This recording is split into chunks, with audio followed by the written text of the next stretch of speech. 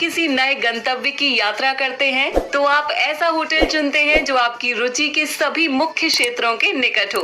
आप एक ऐसा स्थान भी चुनते हैं जो मेट्रो या रेल और बस मार्गों से जुड़ा हो।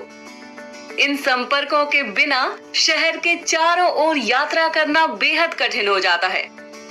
इसी तरह आपके शरीर में हृदय का स्थान और शरीर के हर इंच के साथ उसका संपर्क एक अभिन्न भूमिका निभाता है। मानव शरीर में रुधिर एक परिसंचरण तंत्र के माध्यम से परिवहित होता है जो केंद्रीय पंपिंग अंगों अर्थात हृदय और रुधिर वाहिकाओं से मिलकर बना होता है। इसमें एक बाह्य रेशेदार परत और एक आंतरिक सीरमी परत होती है। हृदय पसली पंजर के अंदर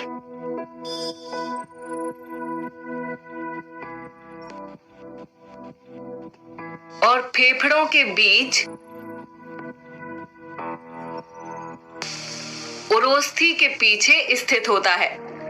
ये एक दोहरी भित्ति वाले कोश में परिबद्ध रहता है जिसे परिहृद कहा जाता है।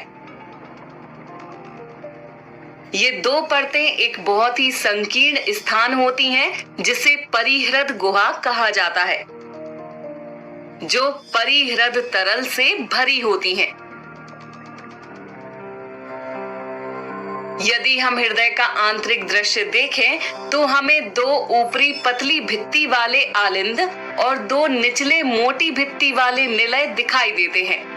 दाएं और बाएं आलिंद क्रमशः दाएं और बाएं निलय में रुधिर पंप करते हैं।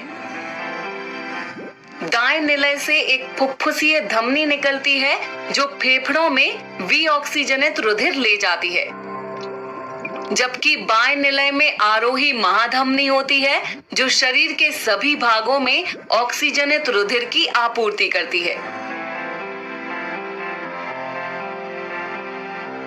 दो आलिंद को अंतरालिंदी पट द्वारा अलग किया जाता है और निलय को अंतरनिलयी पट द्वारा अलग किया जाता है।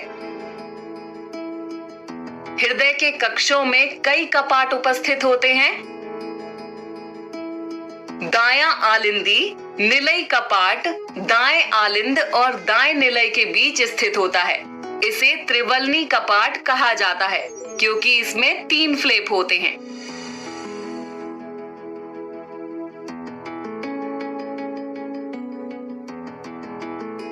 फ्लैप के नुकीले सिरे निलय की ओर प्रक्षेपित होते हैं। ये निलय की भित्ति से पेशी के माध्यम से जुड़े होते हैं, जैसे कि रज्जु, जिन्हें कंडरा रज्जु कहा जाता है। बायां एवी कपाट 2 फ्लैप से बना होता है और इस प्रकार इसे द्विवलनी कपाट कहा जाता है। फुफ्फुसीय धमनी और महाधमनी में अर्धचंद्राकार कपाट होते हैं जो निलय में रुधिर के विपरीत प्रवाह को रोकते हैं। रुधिर वाहिकाएं 3 प्रकार की होती हैं। धमनियां जो मोटी भित्ति वाली होती हैं, शिराएं जो पतली भित्ति वाली होती हैं और केशिकाएं। धमनियां रुधिर को हृदय से विभिन्न अंगों तक ले जाती हैं और शिराएं रुधिर को विभिन्न अंगों से हृदय तक ले जाती हैं। केशिकाएं धमनियों और शिराओं के अंतिम सिरे पर स्थित रुधिर वाहिकाएं होती हैं। ये केशिकाएं बेहद पतली भित्ति वाली और सक्रिय होती हैं और इनके माध्यम से गैसों का आदान प्रदान और अपशिष्ट और पोषक तत्वों का आदान प्रदान होता है। आइए सारांश देखें।